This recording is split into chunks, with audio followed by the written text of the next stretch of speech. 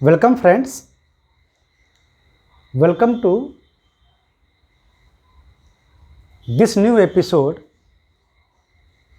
और इस एपिसोड में हम जानेंगे कि पोटेंशियल एनर्जी क्या होती है।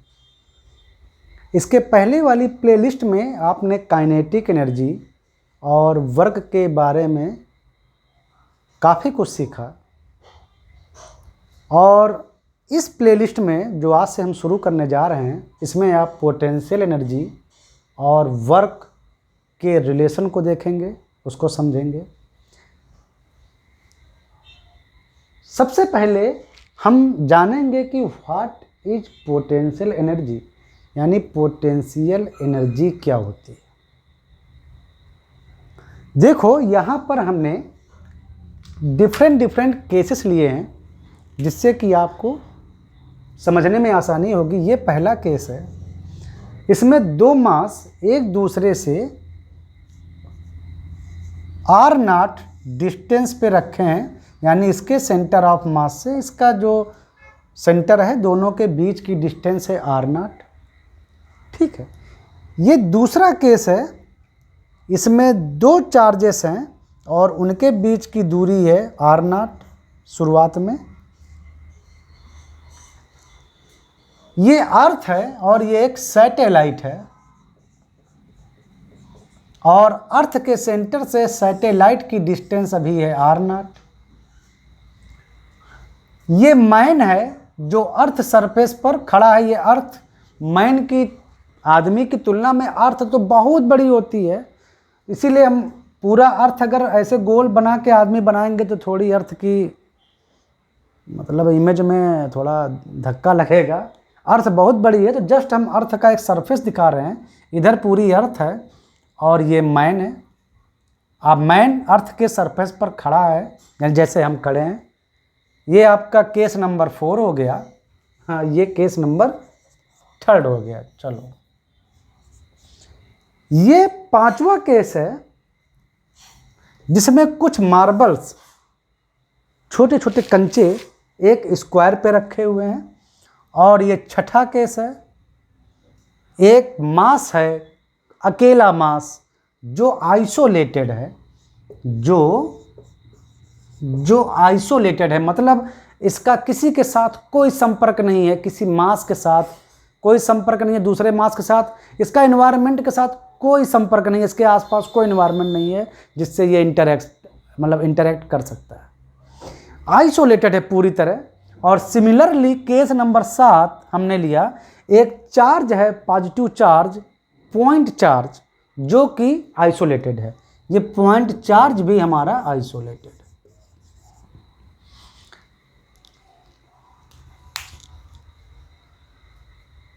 इतने केस हमने लिए। अब हम एक एक केस को देखते हैं। देखो, ये दोनों मास हैं, इनके बीच की डिस्टेंस r0 है। ठीक है। ये मास एक दूसरे पर एक फोर्स लगाते हैं। कौन सा? ग्रेविटेशनल फोर्स, जो कि अट्रैक्टिव होता है। तो इस मास पर ये एक फोर्स लगा रहा है और सेम अमाउंट वाला फोर्स इस मास पर ये लगाएगा। मतलब ये इधर मतलब इस पर फोर्स इस साइड में लगेगा और इस पर फोर्स इस साइड में लगेगा। दोनों की न्यूमेरिकल वैल्यू सेम रहेगी, यानी जितना ग्रेविटेशनल फोर्स इधर वो उधर। आप जानते हैं कि वो कितना होता है, अगर नहीं जानते हैं तो बता देते हैं, वो इतना होता है। यानी दोनों मास का मल्टीप्लिकेशन डिवाइडेड बाय दोनों मास के बीच के जो डिस्टेंस है उसका स्क्वायर, और ये एक कांस्टेंट होता है। जब हम लोग ग्रेविटेशन के बारे में पढ़ेंगे तो इस चीज़ के बारे में पढ़ेंगे। और ये हमेशा अट्रैक्टिव होता है, मतलब एक दूसरे को आकर्षित करता है। देख रहे हैं। सिमिलरली ये दोनों चार्ज देखिए, ये दोनों चार्ज पॉइंट चार्जेस हैं, दोनों पॉइंट चार्जेस हैं, दोनों के बीच की डिस्टेंस r0 है। दोनों के बीच में रिपल्सिव फोर्स काम करेगा। अगर आप निगेटिव लिख दें एक चार्ज पर तो दोनों के बीच में अट्रैक्टिव फोर्स काम करेगा। इलेक्ट्रोस्टैटिक अट्रैक्टिव और electrostatic repulsive forces. Similar charge एक दूसरे को अट्रैक्ट करते हैं और सिमिलर और अपोजिट चार्ज एक दूसरे को सिमिलर चार्ज एक दूसरे को रिपेल करते हैं और अपोजिट चार्ज एक दूसरे को अट्रैक्ट करते हैं। तो ये दोनों सिमिलर चार्जेस हैं, यानी इनके बीच में जो फोर्स काम करेगा वो कुछ ऐसे होता है, एक कांस्टेंट आता है k डैश मान लो, और वो दोनों चार्जेस के मल्टीप्लिकेशन और ऐसे इसकी वैल्यू जो भी होती है, ठीक है, उसको आपको पता हो तो वेरी गुड, नहीं पता है तो कोई दिक्कत नहीं, बट ऐसे फोर्स निकलता है, दोनों चार्जेस का मल्टीप्लिकेशन होता है, उनके बीच की डिस्टेंस का स्क्वायर होता है, ठीक है। के डैश की वैल्यू 1/4 पाई एप्सिलॉन नॉट होता है। ये सब क्या है तो हम जब आपको इलेक्ट्रोस्टैटिक चैप्टर पढ़ाएंगे तो आप अच्छे से जानेंगे उसको। मतलब ऐसा कुछ अट्रैक्टिव और रिपल्सिव फोर्स दोनों होते हैं, बस अट्रैक्टिव और रिपल्सिव चार्ज के नेचर पर डिपेंड करता है। तो यहाँ पर दोनों सिमिलर चार्जेस हैं तो एक दूसरे को धक्का मार के और दूर करने का प्रयास करेंगे, तो इस पर उसी अमाउंट का फोर्स इधर लगेगा और सिमिलरली इधर लगेगा, तो यानी दोनों के बीच में जो फोर्स काम कर रहा है वो रिपल्सिव फोर्स काम कर रहा है, और यहाँ दोनों के बीच में जो फोर्स काम कर रहा है जो ग्रेविटेशनल फोर्स है वो अट्रैक्टिव काम कर रहा है। अभी जस्ट मैं फोर्स बता रहा हूं, ये देखो, ये अर्थ है, ये सैटेलाइट है, बस आप अभी आप देखते जाओ जो मैं बता रहा हूं, क्योंकि आपको हमेशा के लिए पोटेंशियल एनर्जी क्या होती है वो अच्छे से समझ लेना है। ये अर्थ है, ये सैटेलाइट है। सैटेलाइट का अगर मास m2 है और अर्थ का मास m1 है तो सेम यही फोर्स काम करेगा, ग्रेविटेशन फोर्स, जो होगा नेचर में अट्रैक्टिव। यानी यहाँ भी दोनों के बीच में फोर्स काम कर रहा है ग्रेविटेशन फोर्स, इस पर इसकी ओर अट्रैक्टिव फोर्स लगेगा, सेम अमाउंट का फोर्स ये अर्थ पर भी लगाएगा। ये बात अलग है कि अर्थ इतनी भारी है, इतनी बड़े मास की है कि ये तो मूव नहीं होती है, ये ज़रूर मूव हो जाता है। मतलब इतने फोर्स से अर्थ नहीं, मतलब हम भी अर्थ पर उतना ही फोर्स लगाते हैं जितना अर्थ हम पे लगाती है, लेकिन हम अर्थ को नहीं खींच पाते हैं, अर्थ हमें खींच लेती है, क्योंकि अर्थ बहुत बड़ी है। उतने फोर्स से इसमें कोई एक्सेलरेशन नहीं आता है, ठीक है, इसमें ज़रूर आ जाता है एक्सेलरेशन, जबकि फोर्स इक्वल लग रहा है। जिस फोर्स से अर्थ सैटेलाइट को खींचता है, सिमिलर फोर्स से सैटेलाइट अर्थ को खींचता है, लेकिन वो फोर्स इस अर्थ को एक्सेलरेट करने के लिए पर्याप्त नहीं होता है, लेकिन फोर्स सिमिलर है और अट्रैक्टिव है। देखो वही फोर्स यहाँ पे देखो, अर्थ के सरफेस पर मैन खड़ा है, जैसे वही बात जैसे हम खड़े हैं अर्थ सरफेस पे, तो मैं अर्थ को जितने फोर्स से अट्रैक्ट कर रहा हूँ उतने ही फोर्स से मुझे अर्थ भी अट्रैक्ट कर रही है, तो यानी अर्थ और मैन के बीच में भी अट्रैक्टिव फोर्स काम कर रहा है। ओके,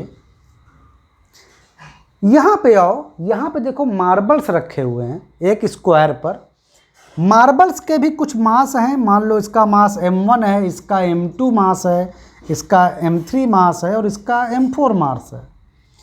ये सब मार्बल्स हैं, ये भी एक दूसरे पर ग्रेविटेशनल फोर्स लगा रहे हैं, यानी ये मार्बल इसको भी खींच रहा है ग्रेविटेशनल फोर्स से, इसको भी अपनी ओर खींच रहा है ग्रेविटेशनल फोर्स से, और इस मार्बल को भी अपनी ओर खींच रहा है ग्रेविटेशनल फोर्स से। ये मास इन तीनों को अपनी ओर ग्रेविटेशनल फोर्स से खींच रहा है। सिमिलरली ये मास भी इसको भी खींच रहा है ग्रेविटेशनल फोर्स से, इसको भी खींच रहा है और इस वाले को भी खींच रहा है, और ये मास इसको भी खींच रहा है, इसको भी खींच रहा है, इसको भी खींच रहा है, ये मास इसको भी खींच रहा है, इसको भी अपनी ओर खींच रहा है और इसको भी अपनी ओर खींच रहा है। ये आपस में अट्रैक्टिव फोर्सेस लगा रहे हैं, अट्रैक्टिव ग्रेविटेशनल फोर्सेस। इन दोनों की कहानी थोड़ी अलग है, ये अकेला रखा हुआ है और ये भी अकेला है, आइसोलेटेड है, इसका आसपास से कोई संपर्क नहीं है। ये अकेला मास रखा हुआ है और ये अकेला पॉइंट चार्ज रखा हुआ है। ठीक है, ये कंडीशन आप देख रहे हैं जो हम आपको बता रहे हैं। तो पोटेंशियल एनर्जी अब बताते हैं क्या होती है। इतना अगर आप समझ गए हो तो पोटेंशियल एनर्जी अब सुनिए। पोटेंशियल एनर्जी, ठीक है, पोटेंशियल एनर्जी जो होती है किसी सिस्टम की पोटेंशियल एनर्जी जहाँ पर फोर्स काम कर रहे होते हैं, ठीक है, जहाँ पर फोर्स काम कर रहे होते हैं, फोर्स का काम करना बहुत ज़रूरी है। जैसे अगर हमको इस सिस्टम की, देखो ये सिस्टम की एनर्जी हमेशा याद रखना, पोटेंशियल एनर्जी जो होती है वो एक सिस्टम की होती है, वो एक सिस्टम की होती है, पहली बात। और सिस्टम की होती है जहाँ पर आपस में फोर्स काम कर रहे हो, आपस में फोर्स काम कर रहे हो, ये दूसरी कंडीशन है। उस सिस्टम में आपस में फोर्स काम कर रहे हो तो जो अरेंजमेंट करंट में है, जो मौजूदा स्थिति में जो अरेंजमेंट होता है, जैसे अभी देखिए, अभी ये मास और ये मास जिस पोजीशन में है, उस सिस्टम की एनर्जी जिस पोजीशन में है, इस पूरे अरेंजमेंट को देखो, ये मास रखा है, ये मास रखा है, दोनों के बीच में अभी इतना फोर्स काम कर रहा है। तो पोटेंशियल एनर्जी अगर हम बोलें तो इस अरेंजमेंट की एनर्जी है, इस अरेंजमेंट की एनर्जी है। अगर हम गलती से थोड़ा सा इसको इधर शिफ्ट कर दें जिससे कि इन दोनों के बीच की डिस्टेंस r0 से बढ़ के r' हो जाए या घट के r' हो जाए, जैसे हमने इसको जरा सा इधर शिफ्ट कर दिया, अब हम m2 यहाँ ले आए, थोड़ा खिसका दिया इधर, तो अरेंजमेंट बदल गया। इस सिस्टम का अरेंजमेंट बदल गया। ये मास, दोनों मास के बीच की डिस्टेंस बदल गई, r' हो गई, तो दोनों के बीच का फोर्स भी बदल जाएगा, क्योंकि यहाँ अब आ जाएगा r'²। जस्ट मैं समझा रहा हूँ, फार्मूलों पर ध्यान मत दो कि अगर आप अरेंजमेंट चेंज करते हैं तो उनके बीच में जो फोर्स काम कर रहा है, ऑब्जेक्ट्स के बीच में, उस सिस्टम में जितने भी ऑब्जेक्ट हैं, जैसे यहाँ 2 हैं, इस सिस्टम में 2 चार्ज हैं, इस सिस्टम में 4 ये मार्बल्स हैं, तो जो ऑब्जेक्ट्स हैं उनके बीच में फोर्स चेंज हो जाता है। जैसे ही आप सिस्टम में चेंज करते हैं तो उनके बीच में या आपस में काम करने वाला जो फोर्स है ये चेंज हो जाता है। तो चेंज हो जाने के कारण जो नया अरेंजमेंट जो बनता है तो उसकी पोटेंशियल एनर्जी डिफरेंट होगी। समझ में आया? पोटेंशियल एनर्जी क्या होती है? सिस्टम जिस अरेंजमेंट में रखा होता है उसके चलते जो उस सिस्टम की एनर्जी होती है वो पोटेंशियल एनर्जी होती है। जैसे शुरुआत में जब ये M1 और M2 जो कि सॉलिड लाइन से देखो जो बना हुआ है, M1 M2 जो आपस में रखे थे जिनके बीच की डिस्टेंस R0 थी, इसकी एनर्जी शुरुआत में जो इस सिस्टम की पूरी थी वो थी U1। तो ये होगी इसकी पोटेंशियल एनर्जी, शुरुआत की पोटेंशियल एनर्जी। इसके अरेंजमेंट के चलते पूरे सिस्टम की एनर्जी होती है पोटेंशियल एनर्जी। अलग से एक की डिफाइन नहीं कर पाते हम लोग, बताते हैं अभी। और जैसे ही हमने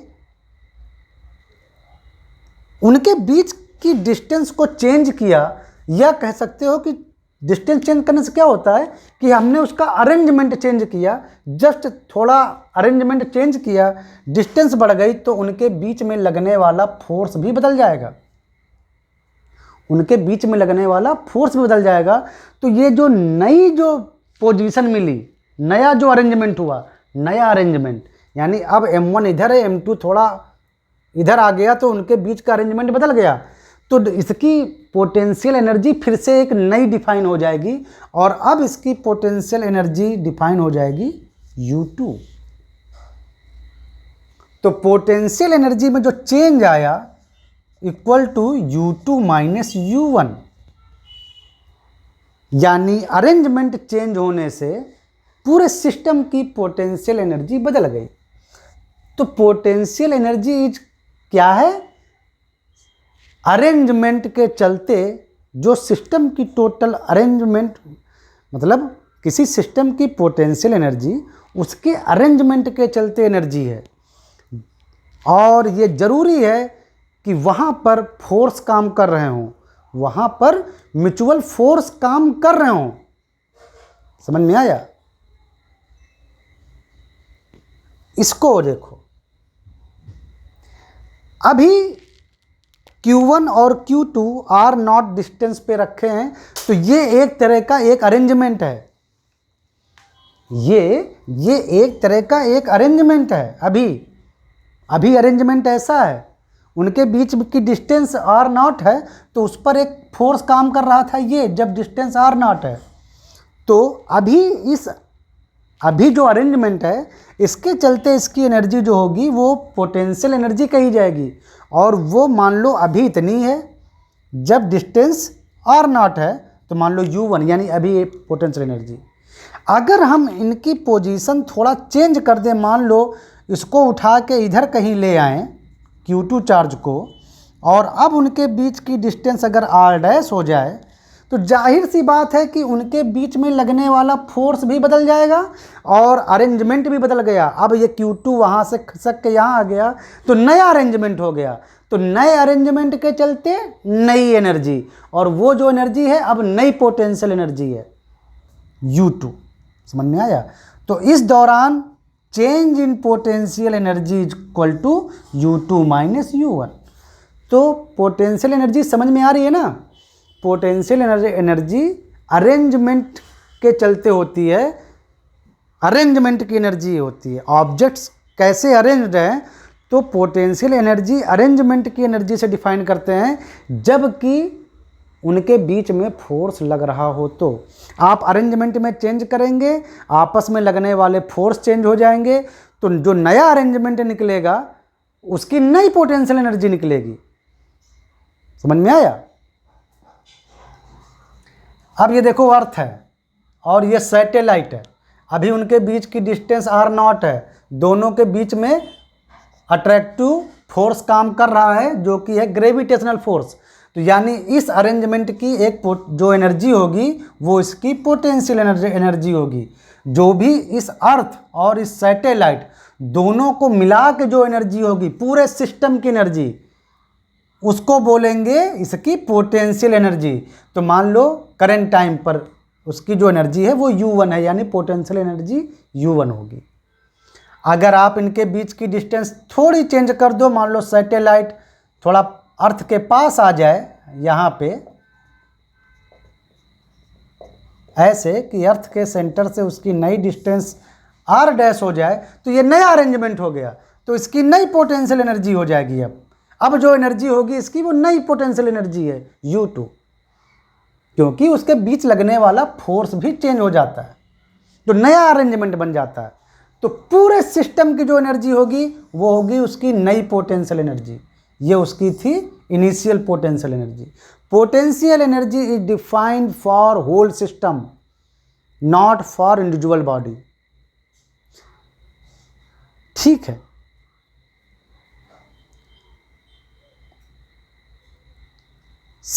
देखो अब तुमको फिर से बताते हैं, यहां पे बताते हैं। ये अर्थ, ये मैन, हम खड़े हैं अर्थ पे, हमारे बीच में एक फोर्स काम कर रहा है, ग्रेविटेशनल फोर्स। अर्थ के सेंटर से हमारी डिस्टेंस है अर्थ की रेडियस, तो हमारे बीच और अर्थ के बीच जो काम कर रहा है फोर्स, ये मान लो अर्थ का मास है तो me लिख देते हैं, मतलब अर्थ का मास, हमारा मास, और अर्थ की जो रेडियस है उसका स्क्वायर, ये है ग्रेविटेशनल फोर्स। इस फोर्स से अर्थ हमको भी खींचती है और हम अर्थ को भी खींचते हैं।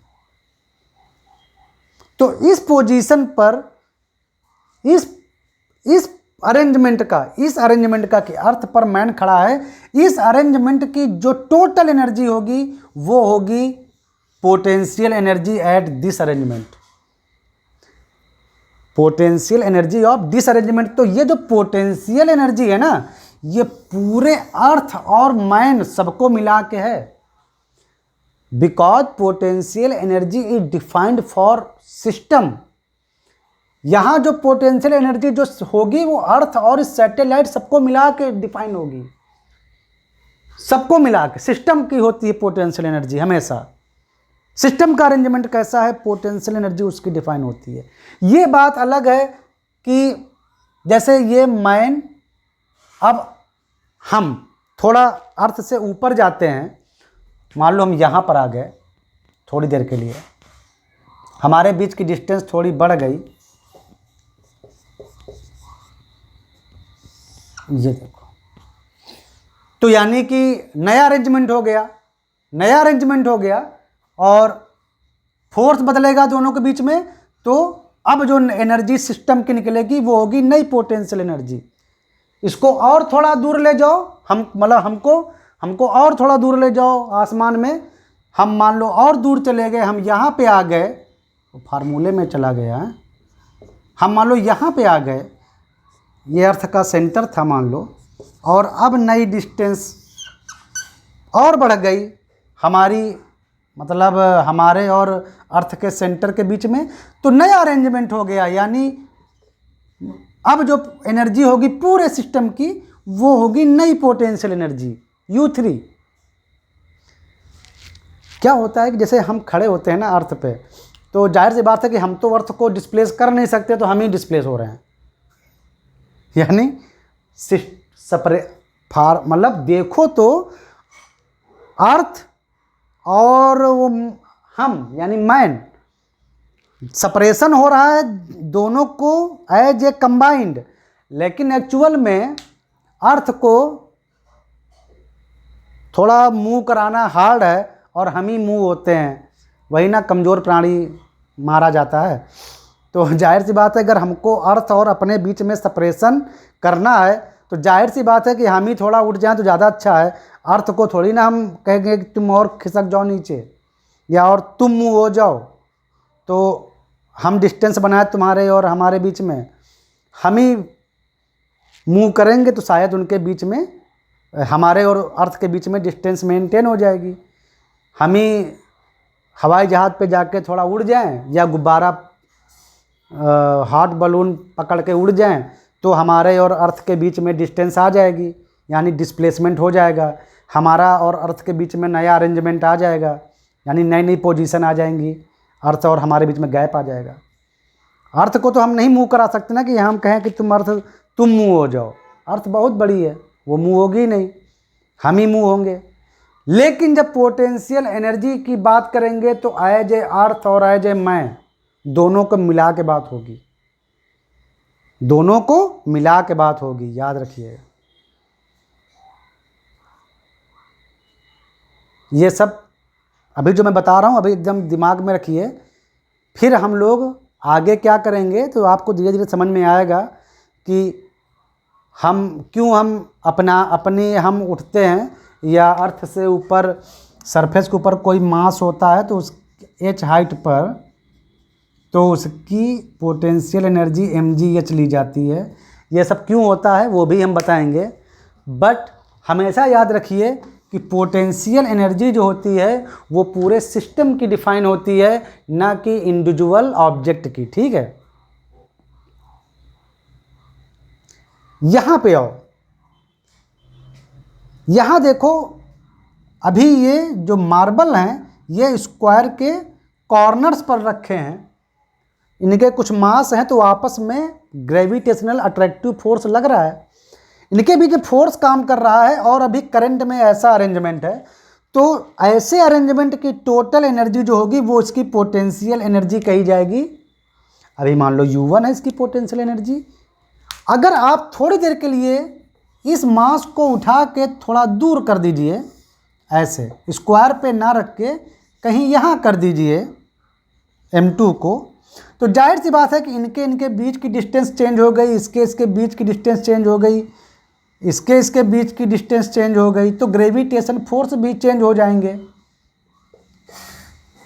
तो इसका मतलब है कि ये एक नया अरेंजमेंट हो गया। तो अब इसकी जो एनर्जी होगी पूरे सिस्टम की, वो अब नई पोटेंशियल एनर्जी होगी से, मतलब इसकी जो अब इस अरेंजमेंट की, यानी कि अब इस नए अरेंजमेंट की जो एनर्जी होगी वो इस सिस्टम की नई पोटेंशियल एनर्जी कही जाएगी U2। तो चेंज कितना हुआ पहले से अब में, अरेंजमेंट हमने चेंज किया तो पोटेंशियल एनर्जी भी चेंज हो जाएगी। अब आते हैं यहाँ पे, देखिए गेम अब शुरू है। यहाँ तक जो आपने जो अभी सीखा कॉन्सेप्ट, वेरी गुड। अब यहाँ पे आओ, ये आइसोलेटेड मास है, इसका दीन दुनिया से कोई संपर्क नहीं है, इसके आसपास कोई मास नहीं है, ये आइसोलेटेड है, मतलब ना इसका कोई किसी से ना ग्रेविटेशनली फोर्स से कोई कांटेक्ट नहीं है, इसके आसपास कोई ऐसा मास नहीं है जिससे कि ये ग्रेविटेशन फोर्स इसके कांटेक्ट में आ पाए। आपको पता है इसकी पोटेंशियल एनर्जी डिफाइन नहीं की जा सकती, क्योंकि पोटेंशियल एनर्जी के लिए उस सिस्टम में आपस में फोर्स होना बहुत ज़रूरी है। फोर्स नहीं रहेंगे आपस में तो सिस्टम की पोटेंशियल एनर्जी आप डिफाइन नहीं कर सकते। अरेंजमेंट होने के लिए म्यूचुअल फोर्स होना बहुत ज़रूरी है। तो आइसोलेटेड मास की आप पोटेंशियल एनर्जी नहीं डिफाइन कर सकते। इसी प्रकार अगर ये देखो चार्ज है, हाँ इसके पास, अगर चार्ज की बात नहीं कर रहे हैं अभी, इसको देखो, अगर इस मास के पास एक दूसरा मास ले आओ, पता नहीं आपको दिख भी रहा है कि नहीं दिख रहा है,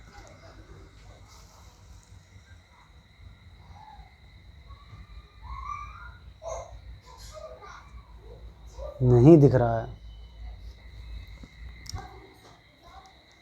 ओफो।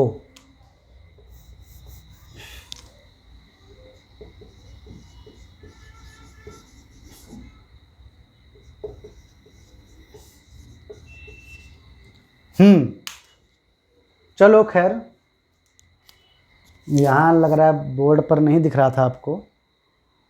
कोशिश करूँगा कि नया वीडियो बनाऊँ, लेकिन आप लोगों को समझ में तो आ ही गया होगा, आप लोग स्मार्ट बच्चे हो। देखो ये आइसोलेटेड मास रखा हुआ है, यानी इसका किसी से कोई संपर्क नहीं है, इसके आसपास कोई मास नहीं है, तो इसकी पोटेंशियल एनर्जी डिफाइन नहीं की जा सकती, इस पर कोई फोर्स ही नहीं लग रहा है। अगर हम इस मास के पास एक दूसरा कोई मास ले आए m डैश, तो इन दोनों के बीच में अट्रैक्टिव ग्रेविटेशन फोर्स लगना शुरू हो जाएगा, यानी फोर्स आ गया पिक्चर में, इस अरेंजमेंट में फोर्स पिक्चर में आ गया, यानी अब इस अरेंजमेंट सिस्टम की आप पोटेंशियल एनर्जी डिफाइन कर सकते हैं। जैसे ये चार्ज आइसोलेटेड रखा हुआ है, ये किसी पर ना फोर्स लगा रहा है, ना किसी आसपास के चार्ज पर, ना इस पर कोई दूसरा चार्ज फोर्स लगा रहा है, ना ये किसी पर लगा रहा है ना इस पर लगा रहा है, कोई फोर्स कोई लग रहा है दूसरा चार्ज के द्वारा। तो ये भी आइसोलेटेड रखा हुआ है, ये भी चार्ज पॉइंट चार्ज है, इसकी भी आप पोटेंशियल एनर्जी डिफाइन नहीं कर सकते। इसके पास आप एक दूसरा कोई चार्ज लाओ तो इनके बीच में फोर्स लगना शुरू हो जाएगा, भले रिपल्सिव लगे या अट्रैक्टिव लगे, लेकिन एक फोर्स लगना शुरू हो जाएगा। जैसे ही फोर्स लगना शुरू हो जाएगा तो अब आप इस पूरे सिस्टम की जो अरेंजमेंट ऐसे जो रखा हुआ है, मान लो ऐसे जो रखा हुआ है, इसके बीच की डिस्टेंस जो भी हो r0 हो, तो अब आप इस पूरे सिस्टम की पोटेंशियल एनर्जी पता कर सकते हैं, क्योंकि इस पूरे सिस्टम की जो अरेंजमेंट के चलते जो एनर्जी है वही इसकी पोटेंशियल एनर्जी है। आइसोलेटेड था तो उसकी पोटेंशियल एनर्जी आप डिफाइन नहीं कर सकते थे, ठीक है। आइसोलेटेड मास की भी आप पोटेंशियल एनर्जी डिफाइन नहीं कर सकते हो। तो इतनी देर में हमने अपने कॉन्सेप्ट बहुत क्लियर किए कि पोटेंशियल एनर्जी जो होती है वो सिस्टम के अरेंजमेंट की एनर्जी होती है, कि मौजूदा समय में उस सिस्टम में जो भी ऑब्जेक्ट रखे हुए हैं वो किस पोजीशन पर रखे हुए हैं, कैसे उनका अरेंजमेंट है। तो वो जो एनर्जी है वो कही जाती है उस पूरे सिस्टम की पोटेंशियल एनर्जी। और पोटेंशियल एनर्जी डिफाइन करने के लिए बहुत ज़रूरी है कि वो जो सिस्टम के जो ऑब्जेक्ट्स हैं उनमें आपस में फोर्स लगने चाहिए, कैसे भी फोर्स हों, फोर्स लगने चाहिए। जब आप उस सिस्टम, ठीक है, और अगर आप उस सिस्टम के ऑब्जेक्ट्स की पोजीशन चेंज करते हैं यानी नया अरेंजमेंट करते हैं तो उनके बीच में लगने वाले फोर्स बदल जाते हैं और जो नया जो अरेंजमेंट होता है उसकी नई एनर्जी हो जाती है और उस अरेंजमेंट की एनर्जी कही जाती है उसकी नई पोटेंशियल एनर्जी। तो आप अरेंजमेंट चेंज करते जाएंगे सिस्टम के ऑब्जेक्ट्स की तो उनके बीच में लगने वाले फोर्स चेंज होते जाएंगे और उनकी अरेंजमेंट की एनर्जी या कह लीजिए उस सिस्टम की पोटेंशियल एनर्जी चेंज होती जाएगी। अरेंजमेंट चेंज, सिस्टम की पोटेंशियल एनर्जी चेंज। और पोटेंशियल एनर्जी सिस्टम की डिफाइन की जाती है कंबाइंड रूप से। अगर सिस्टम में कई ऑब्जेक्ट्स हैं तो पोटेंशियल एनर्जी पूरे सिस्टम की डिफाइन की जाती है। आइसोलेटेड ऑब्जेक्ट की आप पोटेंशियल एनर्जी डिफाइन नहीं कर सकते। तो आई होप कि what is potential energy, potential energy क्या है, ये आपको बहुत अच्छे से समझ में आ गया। और पोटेंशियल एनर्जी कैसे चेंज होती है अरेंजमेंट में चेंज करने के कारण, ये भी आपको समझ में आ गया कि फोर्स का होना बहुत ज़रूरी है ऑब्जेक्ट्स के बीच में। सिस्टम में जितने ऑब्जेक्ट्स हैं उनके बीच में फोर्स होना बहुत ज़रूरी है, ये भी आपको समझ में आ गया। और आइसोलेटेड कोई ऑब्जेक्ट है तो आप उसकी पोटेंशियल एनर्जी डिफाइन नहीं कर सकते हैं, ये भी आपको समझ में आ गया। ठीक है, समझ में आया? तो मिलते हैं नेक्स्ट एपिसोड में।